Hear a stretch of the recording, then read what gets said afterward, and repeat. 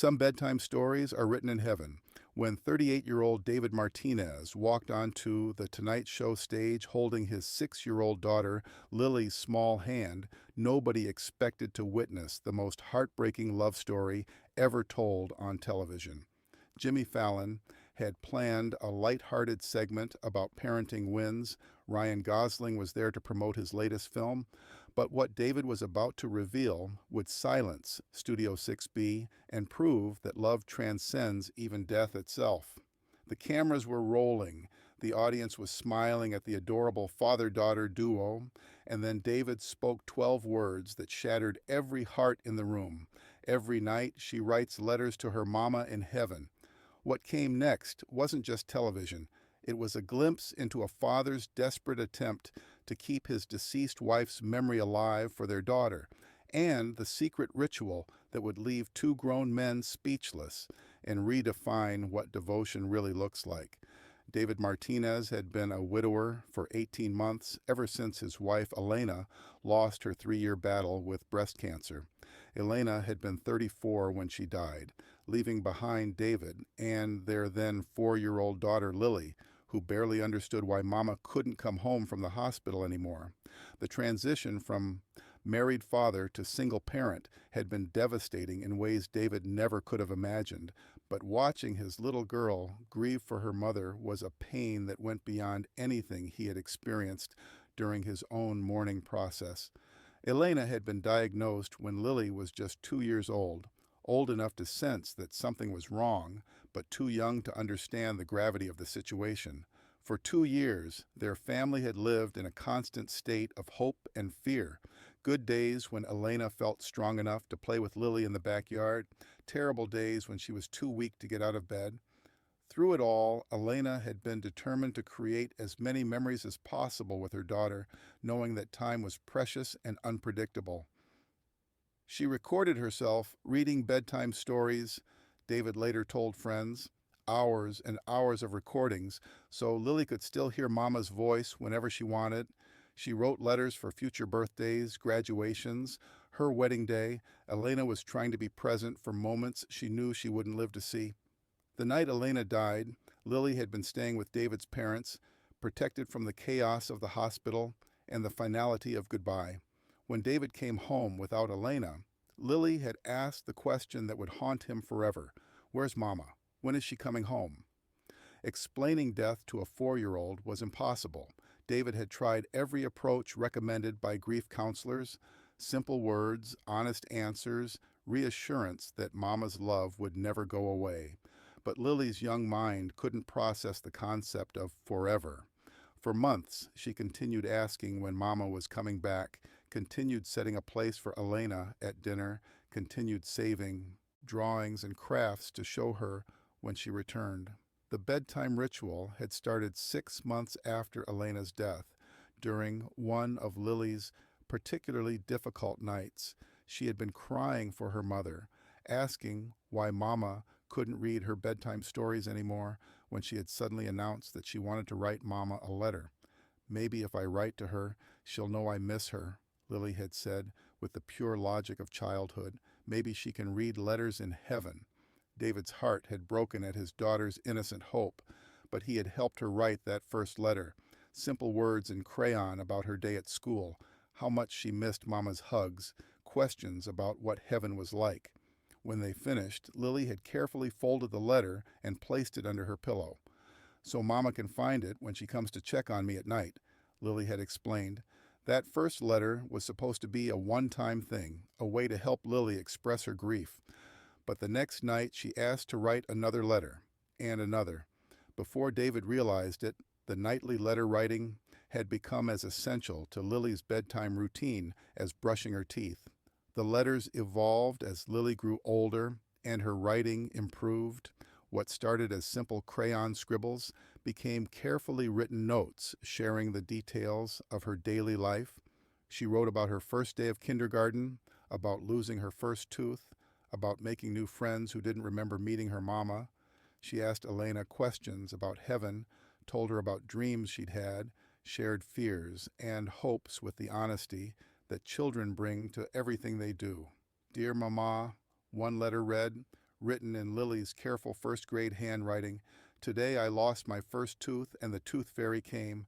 Did you tell her where to find me? I hope you can see my tooth gap when you look down from heaven. I saved the tooth to show you when you come back. Reading his daughter's letters became both David's greatest joy and his deepest source of pain. Lily's unwavering faith that Elena could somehow receive these messages was beautiful and heartbreaking in equal measure.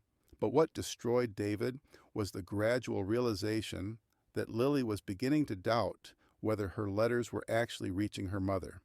"Daddy," Lily had asked one night about a year after they'd started the ritual, "why doesn't Mama ever write back? Is she too busy in heaven? Did I do something wrong?" The question had hit David like a physical blow. His little girl wasn't just grieving her mother's absence. She was beginning to fear that even her letters weren't good enough to merit a response. That night, after Lily fell asleep, David had sat at his kitchen table and made a decision that would define his parenting for the next year. He wrote a letter back. Using his best attempt at Elena's handwriting, David had crafted a response from heaven. It was simple, loving, everything Elena would have said if she could have written it herself. "My dearest Lily, I get all your letters and they make heaven brighter. I'm so proud of the big girl you're becoming. Keep being kind and smart and brave. I love you to the moon and back. Love, Mama." The next morning, when Lily found the letter under her pillow, her joy was explosive. She ran to David's room at 6 a.m., waving the letter and shouting that Mama had written back, that heaven had mail service, that her letters were working after all. "Daddy! Daddy! Mama answered. She got my letter about my tooth." David had expected to feel guilty about the deception, but watching his daughter's face light up with happiness for the first time in months had convinced him that this small lie was actually the most truthful thing he could do.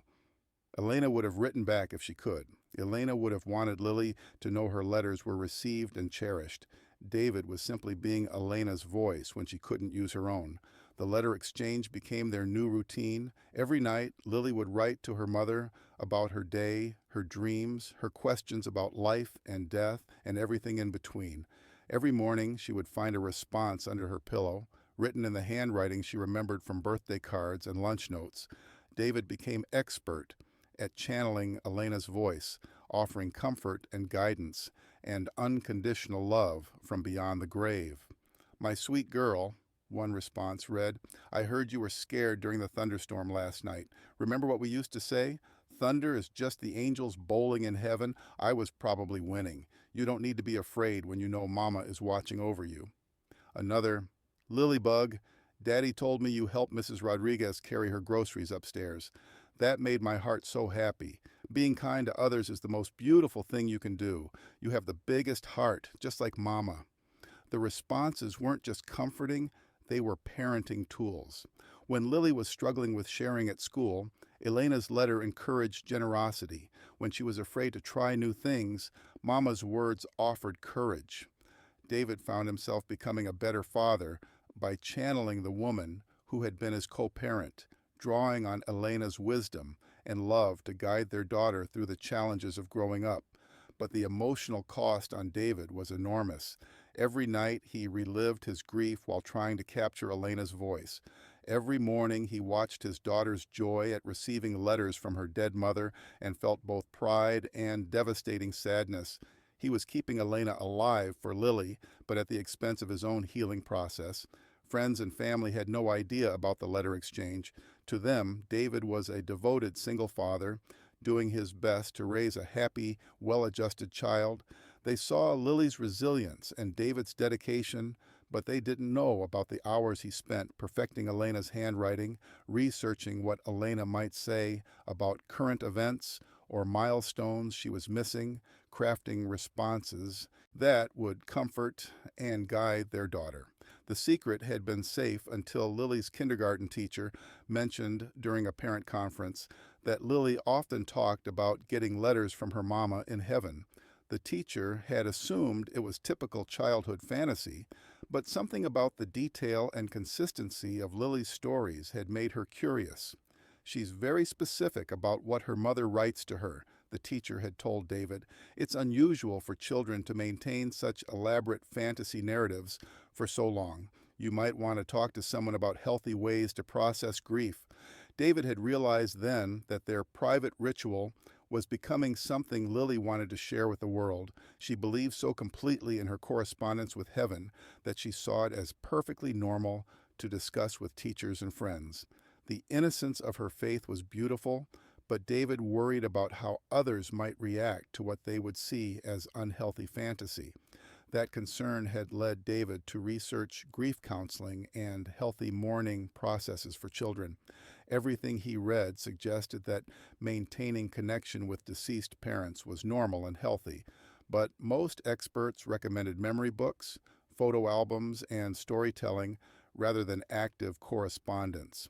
David began to worry that he was preventing Lily from accepting Elena's death and moving forward with her life. But every time he considered ending the letter exchange, he would see Lily's face light up when she found a new message from Mama, and he couldn't bring himself to break that connection. The letters had become Lily's lifeline to her mother, and David couldn't bear the thought of cutting that cord. The decision to appear on The Tonight Show had come from an unexpected source. David worked as a graphic designer for a small marketing firm in Phoenix, and one of his colleagues had submitted his story to the show's Parenting Wins segment without his knowledge. The colleague had heard David mention the letter-writing ritual in passing and thought it was a beautiful example of creative parenting. When Tonight Show producers reached out, they explained that they were featuring fathers who had found unique ways to connect with their children. They had no idea about the heaven correspondence.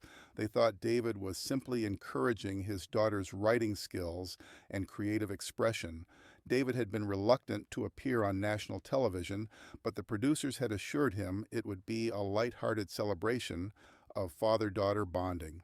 The taping was scheduled for a Thursday evening in December, just 2 weeks before what would have been Elena's 36th birthday. David and Lily had flown to New York together, Lily's first airplane ride, and her first trip outside Arizona. She was excited about being on television, but more excited about the possibility that Mama might be able to see her on TV from heaven. Ryan Gosling was the evening's main guest, scheduled to promote his latest film. During the pre-show preparation, Ryan had spent time with David and Lily in the green room. Immediately charmed by Lily's personality and impressed by David's obvious devotion to his daughter. There was something about David's quiet sadness and Lily's innocent joy that reminded Ryan of his own relationship with his daughters, and he found himself genuinely invested in their story. The show began with Ryan's interview, which covered the usual promotional territory, but also included discussion of his own experiences as a father. Ryan was known for being private about his family life, but something about the presence of David and Lily backstage had made him more open about the challenges and joys of parenting. "Being a father changes everything," Ryan told Jimmy during the interview. "You realize that your most important job isn't any movie you'll ever make. It's raising kids who feel loved and supported and ready to face the world." Jimmy nodded, clearly thinking about his own children. "It's the hardest job, but also the most rewarding." Exactly. And I think single parents deserve special recognition because they're doing the work of two people. I can't imagine how challenging that must be. This comment would prove to be prophetic, setting the emotional tone for what was about to happen when David and Lily joined them on stage. "Speaking of amazing fathers," Jimmy announced as Ryan's segment wound down, "I want to introduce David Martinez and his daughter Lily.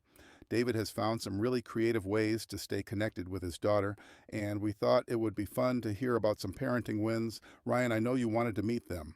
"Absolutely," Ryan said, his chair being repositioned to make room for the father-daughter duo. "I'm always interested in hearing how other dads approach parenting." David walked onto the stage holding Lily's hand, both of them slightly overwhelmed by the bright lights and enthusiastic audience.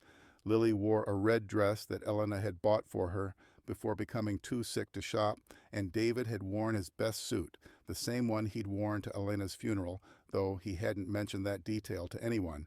"David and Lily, welcome to the show," Jimmy said, kneeling down to Lily's level as he always did with young guests. "Lily, how old are you?" "I'm 6," Lily replied with the confidence that came from being the center of attention, "and I just lost another tooth yesterday. The tooth fairy gave me $5. The audience chuckled appreciatively, and Ryan smiled at Lily's enthusiasm. $5, Jimmy exclaimed. "That's a generous tooth fairy. What are you going to spend it on?"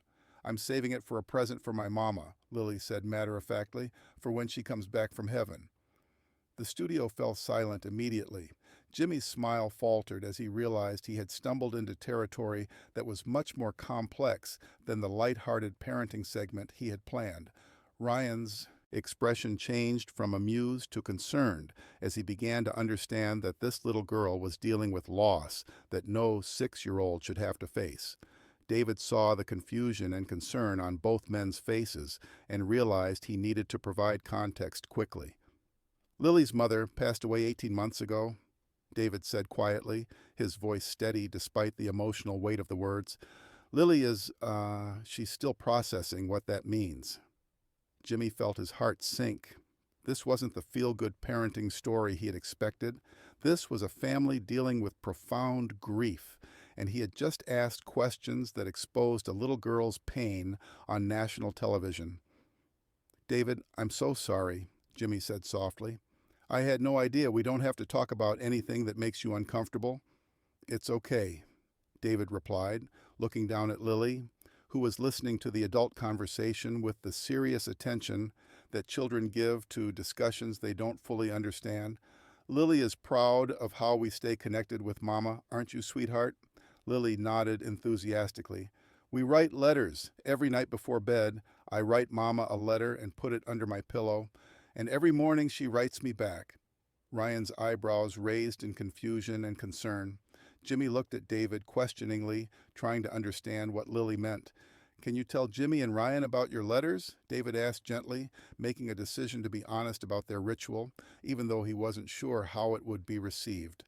Lily's face lit up with excitement at the opportunity to share her most treasured secret with a wider audience. "Every night I write Mama letters about my day," she explained with the earnestness that only children possess. "I tell her about school and my friends and what I had for lunch, and I ask her questions about heaven, like if there are playgrounds there and if she can see me when I'm sleeping." The studio was completely quiet, hanging on every word from this little girl who spoke about correspondence with heaven as casually as she might discuss a pen pal.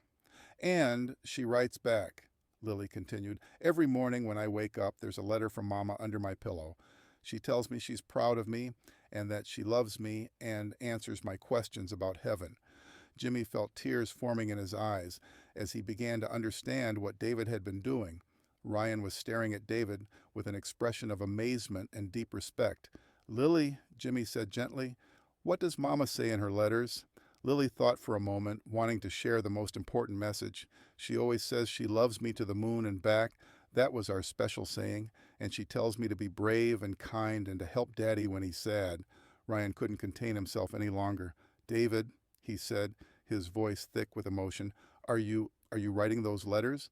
David looked at his daughter, then at the two men who were clearly struggling to process what they were hearing, then at the audience of strangers who had become witnesses to his family's most private ritual.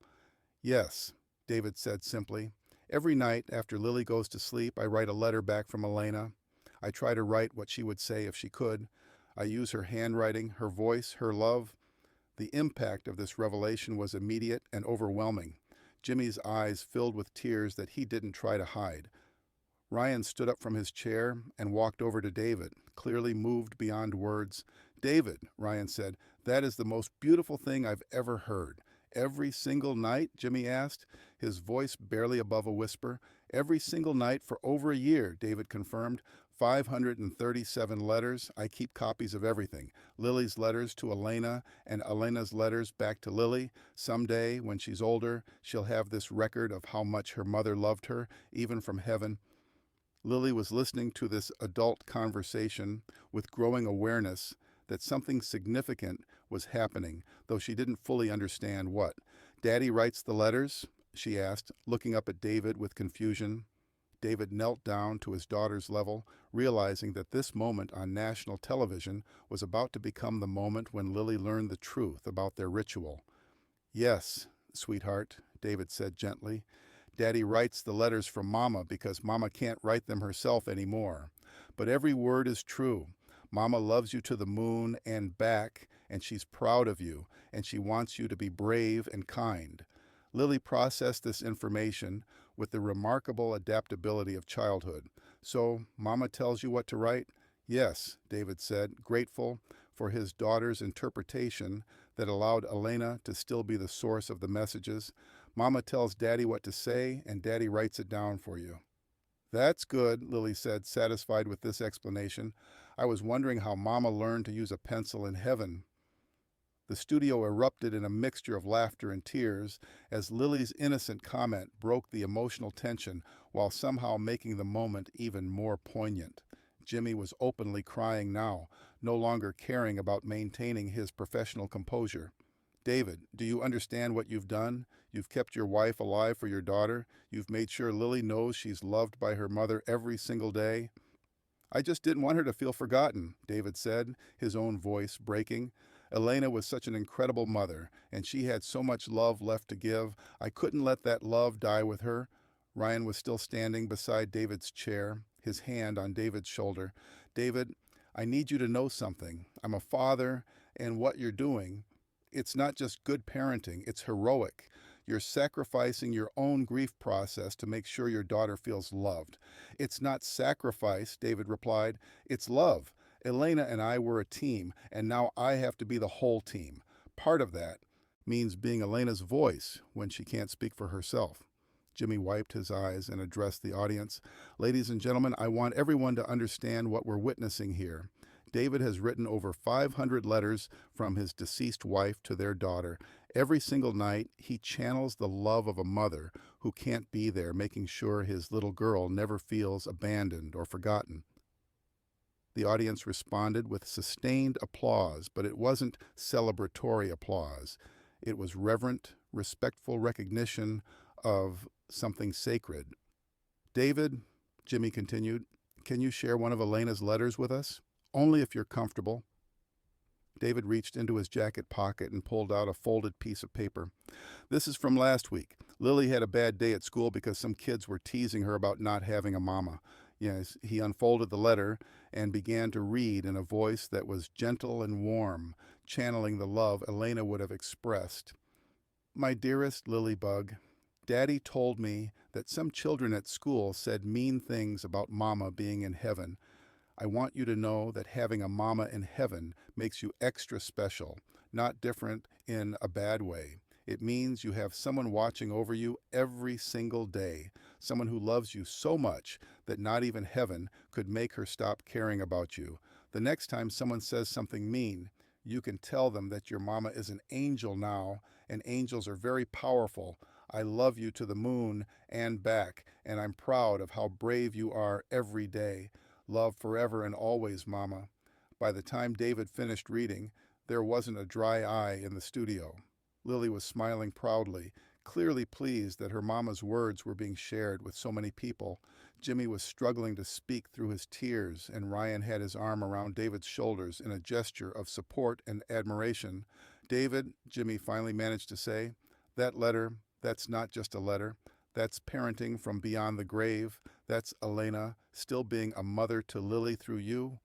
"That's all I ever wanted," David replied. "For Lily to grow up knowing how much her mother loved her, even though Elena can't be here to show her." Ryan looked directly into the camera. "Everyone watching this needs to understand something. David isn't just keeping his wife's memory alive, he's keeping her love alive. He's making sure that a little girl who lost her mother still feels mothered every single day." "And Lily," Jimmy said, turning to the little girl, who had been patiently listening to the adults discuss her life, "what's your favorite thing about Mama's letters?" Lily thought for a moment with the seriousness that children bring to important questions. "She always knows exactly what I need to hear. Like when I'm scared or sad or happy, Mama always says the perfect thing. It's like she can see me from heaven and knows exactly what I'm feeling." "She can see you?" David said firmly. and she does know exactly what you're feeling. That's why Daddy can write her words, because Mama's love is so strong that Daddy can feel what she wants to say. The segment was supposed to end there, but something about the profundity of what they had witnessed made Jimmy decide to extend the conversation.